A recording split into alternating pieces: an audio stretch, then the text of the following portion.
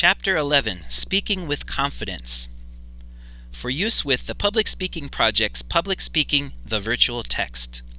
Please note that not all of the material from Chapter 11 will be incorporated into this particular tutorial, and there may be one or two items in this tutorial that might not be incorporated or found in the chapter. Having a fear of speaking in public is something that's very common, and it's a form of communication apprehension. Almost everyone has stage fright at some point in time when delivering a speech or presentation before an audience. Trait anxiety is an anxiety that originates from within us. State anxiety is externally originated based upon the situation that you are in. Scrutiny fear is the fear of being observed. In this case, or in this class, it would be the fear of being observed by members of the audience and perhaps by your instructor. If you have a fear of being observed every time you deliver a speech, that can be considered habitual. And if you have a habitual frame of reference or a continuous fear of being observed, this can impact you to the extent that you will have negative thoughts and expectations about speaking in public. So then it becomes important to kind of change that frame of reference so it doesn't become habitual and so it doesn't debilitate you or prevent you from delivering an effective speech or presentation. If you find yourself in that negative habitual frame of reference where you keep having those negative messages play in your mind, it's important to try and change that message from a negative one to a more positive one. One way we can do this is through cognitive restructuring. When we do this, we first identify those negative thoughts that we tell ourselves. Then we can try and find inconsistencies. In other words, are those messages that we tell ourselves really true? More than likely, you're going to find some inconsistencies and notice that really those messages are not quite true, or not always true, or not necessarily true to the extent that you tell yourself.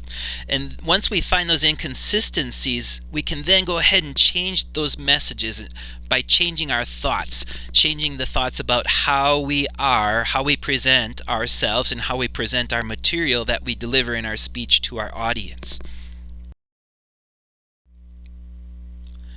When we have strong communication apprehension or even moderate communication apprehension, it's important to try and change both our attitudes and, of course, to change our skills so we can be more effective at delivering our message to our audience. One way that we can do this is to be well prepared, to put a good amount of time, energy, and effort into the developing and rehearsing of our speeches or presentations in advance of delivering them before your live audience. And it also helps to imagine yourself being successful. Imagine yourself delivering your presentation effectively before an audience.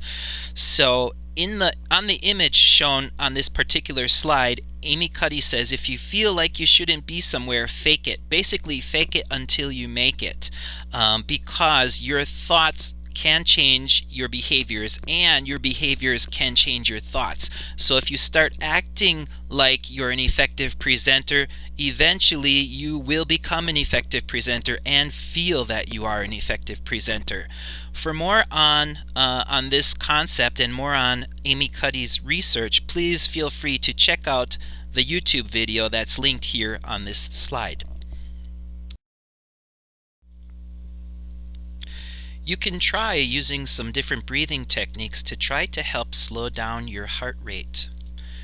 Also, it's important to try not to memorize your entire speech from beginning to end unless you're using the memorized method of delivery for your presentation. And practice is probably the single most effective tool to that helps the largest number of speakers become more comfortable with their presentation and be more comfortable speaking in front of a live audience. Depending on the type of communication apprehension that you have, you may want to tweak or adjust how you practice preparing or delivering your presentation. You can try a few different things and see what works well and what doesn't work, and then stick with the ones that seem to be the most helpful.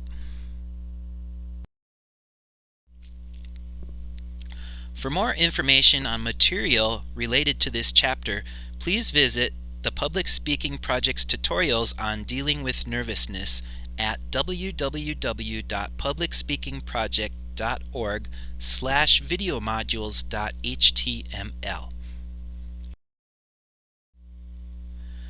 The Public Speaking Project's textbook, Public Speaking, the Virtual Text, can be found at www.publicspeakingproject.org.